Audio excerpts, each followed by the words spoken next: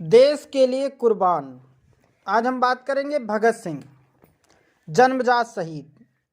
23 मार्च 1931 की शाम थी। लाहौर के केंद्रीय जेल में मातमी खामोशी छाई हुई थी। सभी सरकारी और पुलिस अधिकारी सावधानी पूर्वक फांसी के तख्त के चारों ओर खड़े थे। आज यहाँ 3 लोगों को फांसी पर लटकाया जाना था। इस क्रूर माहौल में 3 नौजवानों को लाया गया। इन्हें देखकर ऐसा लगता था कि ये फांसी पर लटकने को उतावले हों। ये नौजवान थे भगत सिंह, राजगुरु और सुखदेव।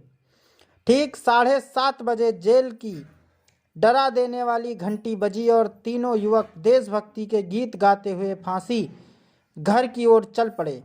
तभी अचानक भगत सिंह अंग्रेज डिप्टी कमिश्नर के पास खड़े हो गए और बोले, मजिस्ट्रेट साहब, आप बड़े भाग्यशाली हैं। आप इस बात के गवाह बनने जा रहे हैं कि भारतीय क्रांतिकारी मौत से नहीं डरते। इंकलाब जिंदाबाद। फांसी का फंदा तीनों क्रांतिकारियों के गले में कस दिया गया और जल्लाद ने तीनों के चेहरों को ढक दिया। जेलर के रुमाल हिलाकर संकेत करते ही जल्लाद ने तख्ती खींच दी। बस कुछ ही सेकंडों में सब कुछ खत्म हो चुका था और रह गई थी 3 शहीदों की लाशें। भगत सिंह का जन्म 28 सितंबर 1907 को पंजाब के लॉयलपुर जिले के बंगा गांव, अब जो पाकिस्तान में है वर्तमान में, एक सिख परिवार सरदार किशन सिंह संधू और विद्यावती के घर हुआ था। संयोगवश इसी दिन भगत सिंह के पिता और उनके 2 चाचा जेल से रिहा हुए थे। भगत सिंह की दादी को लगा कि यह बच्चा बड़ा ही भाग्यशाली है, क्योंकि इसके आते ही उनके तीनों बेटे जेल से रिहा हो गए। इसलिए उन्होंने बालक का नाम भागों वाला भाग्यशाली रखा। लेकिन बाद में भागों वाला भगत सिंह के नाम से जाना जाने लगा। आज भी हम उन्हें इसी नाम से जानते हैं। भगत सिंह के एक चाचा स्वर्ण सिंह को एक बार अंग्रेजों ने जेल में डाल दिया। जेल में वह बीमार पड़ गए और उनका स्वास्थ्य धीरे धीरे बिगड़ता गया। बाद में उन्हें जेल से रिहा कर दिया गया, लेकिन उनके स्वास्थ्य में सुधार नहीं हुआ। आखिरकार उनकी मौत हो गई। भगत सिंह के दूसरे चाचा जेल से छूटने के बाद देश छोड़कर चले गए।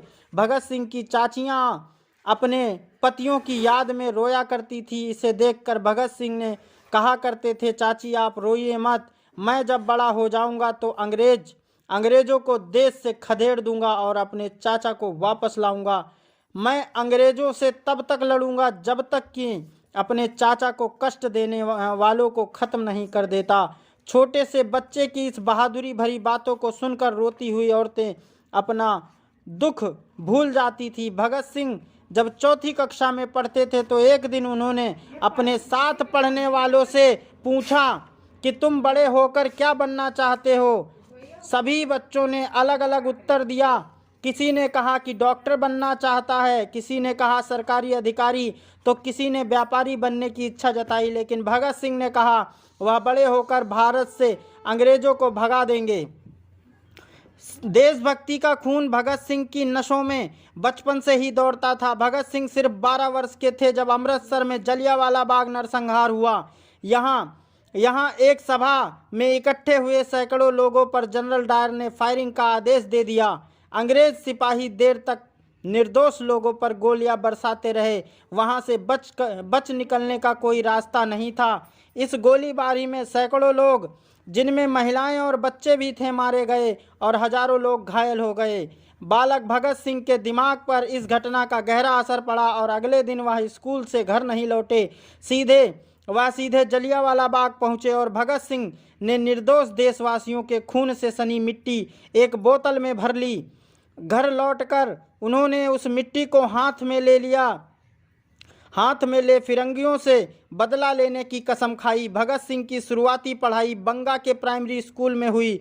आगे की पढ़ाई करने के लिए वह लाहौर चले गए। भगत सिंह का बचपन उनके पिता और चाचा के पराक्रम का गवाह था। गदर आंदोलन ने उनके मन पर गहरी छाप छोड़ी थी। शहीद करतार सिंह सराभा उनके आदर्श बन चुके थे। इससे देश की आज़ादी के लिए लड़ने के उनके इरादे और मजबूत हुए। 1923 में पंजाब हिंदी सम्मेलन में भगत सिंह ने एक निबंध प्रतियोगिता जीती, जिससे पंजाब हिंदी साहित्य सम्मेलन के महासचिव प्रोफेसर भीमसेन विद्यालंकार सहित सभी सदस्य काफ़ी प्रभावित हुए। इतनी कम उम्र से ही भगत सिंह पंजाब के साहित्यिक कार्यों में रुचि लेने लगे थे तथा राज्य की समस्याओं पर बहस करते थे। किशोरावस्था में ही भगत सिंह ने लाहौर के नेशनल कॉलेज में दाखिला लिया, लेकिन उनका मन किताबों में नहीं लगता था। पढ़ने के बजाय उन्होंने क्रांतिकारियों और स्वतंत्रता आंदोलन के बारे में जानकारियां इकट्ठी करनी शुरू की। क्रांति के बारे में जानकारियां बढ़ने के साथ ही इनमें शामिल होने की भगत सिंह की इच्छा और बढ़ती चली गई।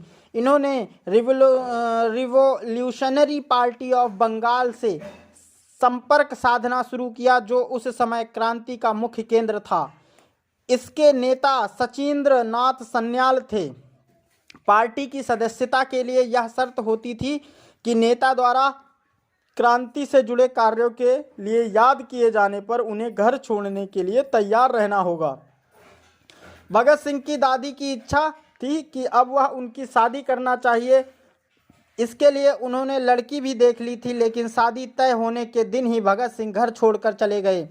जाते जाते घर वालों के लिए एक खत छोड़कर गए थे, जिसमें लिखा था, मेरी जिंदगी का लक्ष्य देश की आज़ादी के लिए लड़ना है। मैं भौतिक सुख सुविधाओं में नहीं पड़ना चाहता। मेरा उपनयन हिंदू धर्म में जो दीक्षा संस्कार समारोह होता है के मौके पर मेरे चाचा ने मुझसे एक पवित्र वचन लिया था। आज मैं उनसे वादा करता हूं कि मैं अपने आप को देश के लिए बलिदान कर दूंगा।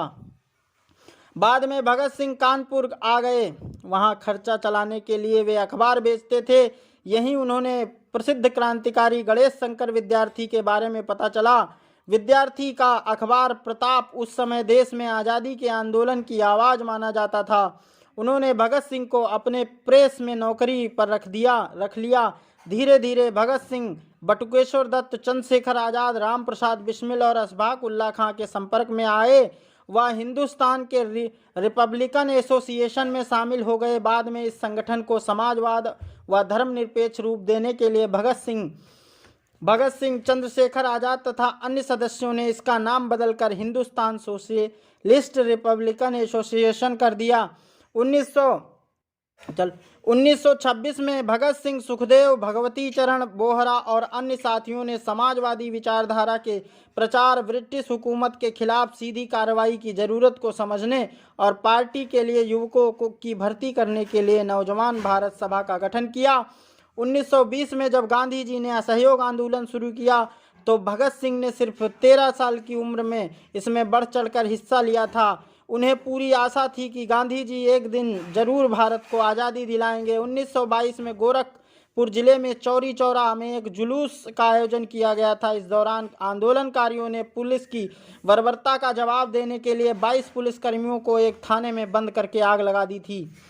सभी पुलिसकर्मी आग में जलकर राख हो गए। इससे पहले कुछ इसी तरह की हिंसक घटनाएं बॉम्बे मतलब मुंबई और मद्रास में हो चुकी थी। महात्मा गांधी इस घटनाओं से बहुत दुखी हुए, क्योंकि वह अहिंसा के समर्थक थे और बिना किसी मार काट के आज़ादी पाना चाहते थे, जबकि क्रांतिकारी हिंसा के रास्ते पर स्वतंत्रता हासिल करना चाहते थे। गांधी जी ने दुखी होकर देश भर में चल रहे असहयोग आंदोलन वापस ले लिया। भगत सिंह इससे बहुत निराश हुए। उनका मानना था कि सिर्फ 22 पुलिस वालों के मारे जाने के कारण आंदोलन वापस लेना अन्यायपूर्ण था। उन्होंने कहा कि इन हिंसाओं के समर्थकों ने उस समय क्यों विरोध नहीं जताया जब अंग्रेज सरकार ने सिर्फ 19 साल के क्रांतिकारी करतार सिंह सराभा को बेदर्दी से फांसी पर लटकाया था। अहिंसा का यह तरीका भगत सिंह के बिल्कुल समझ में नहीं आया। इसके चलते भगत सिंह का विश्वास अहिंसा और असहयोग आंदोलन से उठ गया। उन्होंने तय कर लिया कि आज़ादी सिर्फ सशस्त्र आंदोलन से ही हासिल की जा सकती है।